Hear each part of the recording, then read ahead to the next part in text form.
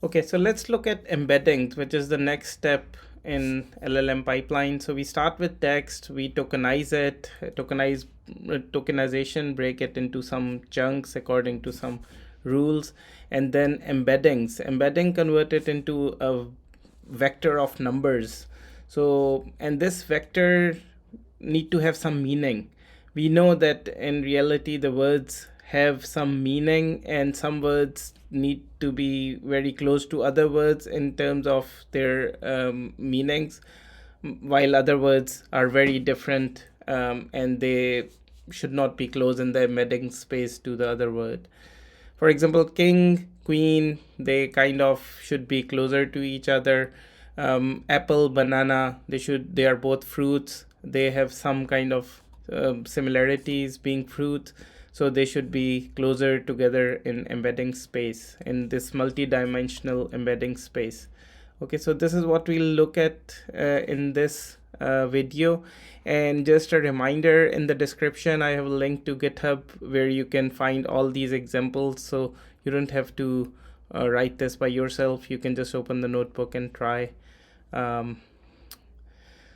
So let's look at the toy embedding, how the embedding is supposed to work. We have a vocabulary, small vocabulary here: cat, dog, banana, apple. We are assigning, in reality we don't assign vectors here, they are learned, but let's say for the sake of just this exercise, we assign the cat is 1 1, dog is 1.2.9, and banana, apple similarly. And then we calculate cosine similarity. Cosine similarity basically tells us if they are close or they are different. Okay, so cosine similarity: 1 means they are very similar, 0 means they are not related, -1 means they are opposite. Okay, and let's calculate cosine similarity of cat, dog, cat, and banana. So we expect cat and dog to be very similar. They are both animal, they are both pets, kept as pets, and cat, banana, seemingly they should be very different. So let's run it and see. Okay, so we can see that cat and dog very close to 1, cat and banana negative 0.3. So this simply means, but remember here we did not calculate these vectors, we assigned them, so it doesn't make sense to discuss this anymore. But this gives you an idea what cosine similarity is and what these embeddings are supposed to do. So words become vectors using the embeddings, and similar words have similar vector, and we can measure the similarity with cosine similarity. In reality, the space is much high dimensional. It's not 2 or 3 dimension that we use here, so it's 256 or even more dimensional usually. Okay. What does cosine similarity means here? This is also very important. It's the measure of angle between two vectors, not the length essentially. Okay, so similar direction shows similar meaning, and the magnitude here shows the intensity of the meaning. So for example, big and great, if they're used in similar meaning, they should point in the same direction, but the magnitude might be different. Okay, so that's what cosine similarity is doing, and you can see this using simple example here. Okay, so A, B, they are pointing in the same direction, so they have very high similarity, and then A and C are pointing in different directions, so they have -1 cosine similarity output. As I said, so usually these are learned. These are not pre-decided, just like I did earlier. Okay, but just to show you, here we are not learning any embedding, but how the dimensions of this embedding space works. Usually it's initialized like this: torch, which is PyTorch neural network embedding, and we are initializing embedding, which has 5 tokens, so embedding size is 5, and the dimension of the embedding is 3. As I said, it can be very high, but here we are just using 3. Okay, and so this will initialize the embedding neural network layers, and then we have let's say we have some token 0 1 2, it can be anything. This is just an example. Again, remember, this will just initialize with random numbers, so this does not have a meaning at this point, but just to show how the embedding space looks like, we can print embedding matrix all tokens. Let's run it. Okay, so this is how it looked like. So this is a matrix where we have 5 different tokens and 3-dimensional embedding for each. Right now it is completely random, and then we just get the embedding for 0 1 and 2 token, and this is what is shown here. Usually the embedding space is 3-dimensional, batch size, embedding size, and then embedding dimensions. Okay. So, and during training, by gradient descent, these values will be updated, and it will start making sense. It will start making sense in some kind of way. Similar words will start, similar tokens will start coming together, and so on and so forth. Let's look at real embedding from an actual transformer model. So here we are using a model that is available on Hugging Face called Distilbert base uncased. Uncased is simply means here that it does not care about uppercase or lowercase. It just converts everything into lowercase before tokenization and before embedding. And this is perfectly fine for a lot of applications. For example, if you want to see whether the sentiment of a sentence is positive or negative, case usually does not play a big role here. So why make things more complex? Why not convert everything into lowercase? But just remember that most of the modern state-of-the-art transformer actually use cased embeddings, where capital, for example, a word starting from a capital letter is different token than a word, the same word starting with a lowercase character. Okay, so just a reminder, but here we are using uncased. I'll show you. So we are just loading a tokenizer, and we are loading a model from existing Distilbert base uncased model that is available on Hugging Face. This is our text.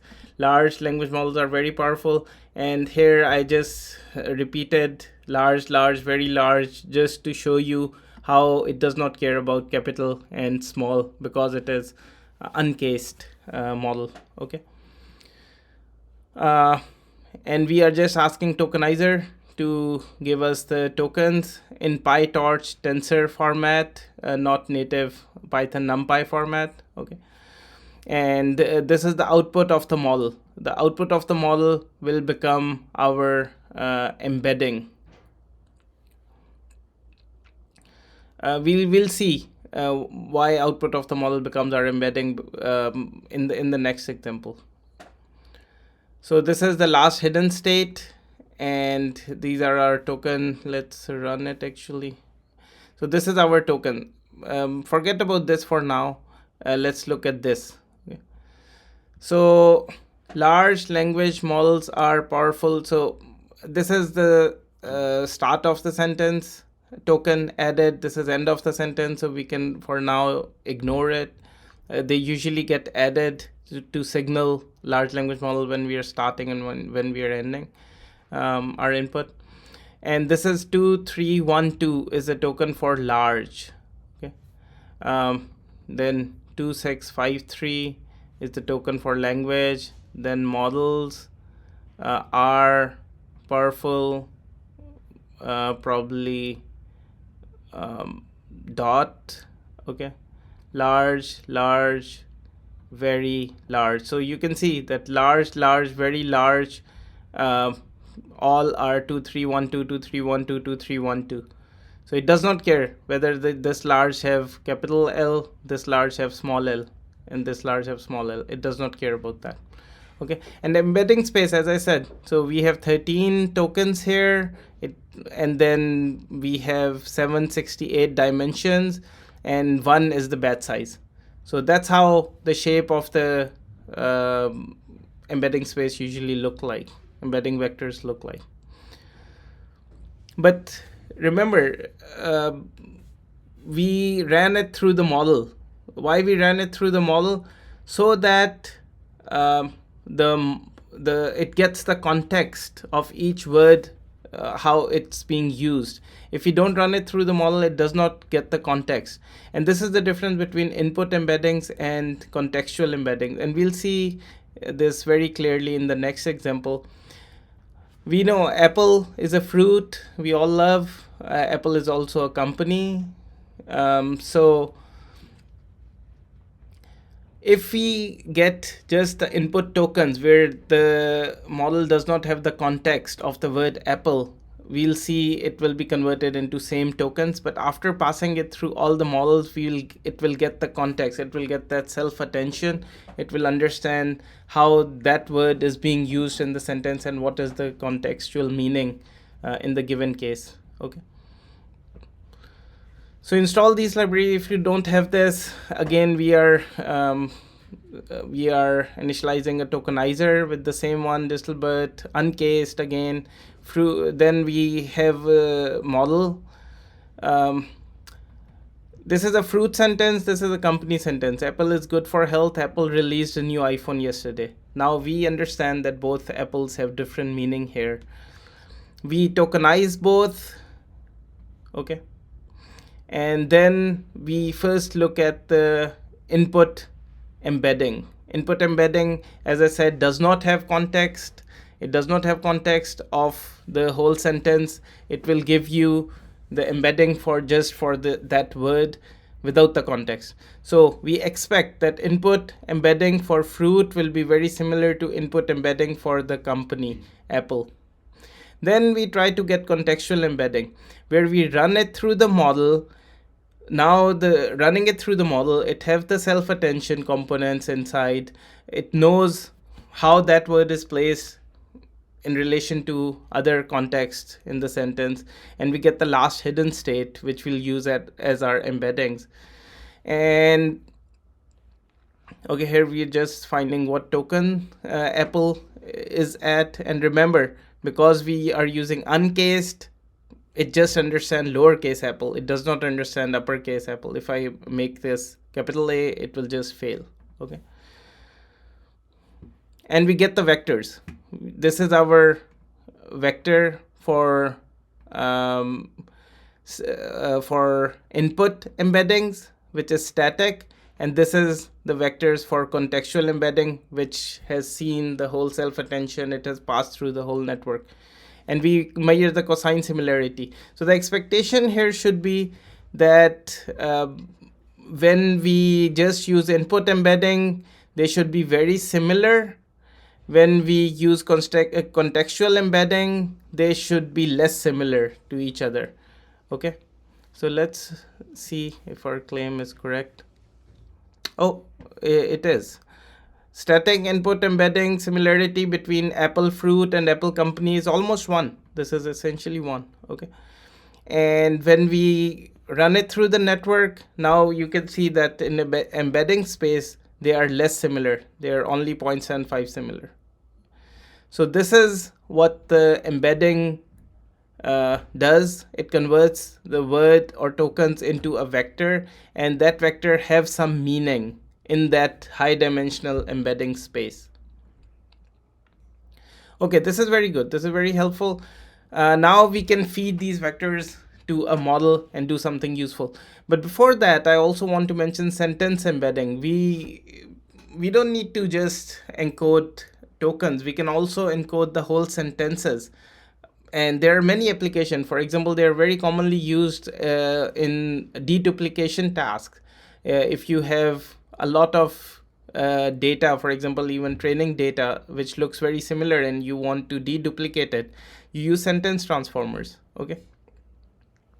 So here we are just using a sentence transformer model. Again, you can just get it from Hugging Face like this. Install these sentence transformer library if you don't have it.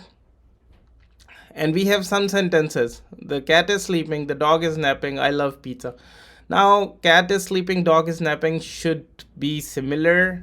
On the other hand, I love pizza and cat is sleeping have no relation. And this is exactly what this is doing. Again, let me rerun it. So cat versus dog sentences are 0.5, almost similar. Cat versus pizza is almost 0. This have no relation to each other. So this is how a sentence transformer work. They basically give a meaning, some kind of meaning to the whole sentence, again in that high dimensional embedding space. Similar sentences have high cosine, unrelated sentences have lower similarity. That's it. The overall concept is the same. And we can even visualize these embedding in some low dimension like TSNE or some other visualization method where we can see if similar words can be clustered into together with other similar words in our vocabulary or in our sentences. So here we just have like few words: king, queen, man, woman, apple, banana, and we can see we convert them into a TSNE lower dimensional after passing it through the model. The model encodes it. We are using sentence transformer here. It should be okay. Yeah, it should be okay. And yeah, we can see here how it will look in TSNE space. So in a way, yeah, we can make some clusters like man, king can become one cluster, queen, woman can become one cluster, apple, banana can become one cluster. So so we can see there is some meaning in embedding space that is very clear from this. So the takeaway is here is that embedding space have some meaning. It converts words or tokens into dense vectors of numbers. Similar meaning have some similarities in embedding space, and transformers use these embeddings basically to compute the attention and create some meaning out of it. So we can compute similarity, search, cluster, visualize these vectors, and we can find out in lower dimensional what is going on, just as I showed here. Let's try one more thing. What about orange?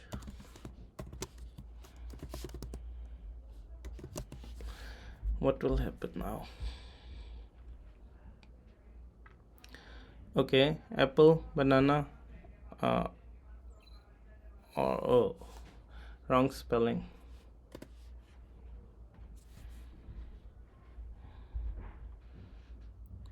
Apple, banana, orange, man, king. Yeah, in a way I can cluster it still, right? So this is what the embedding is doing.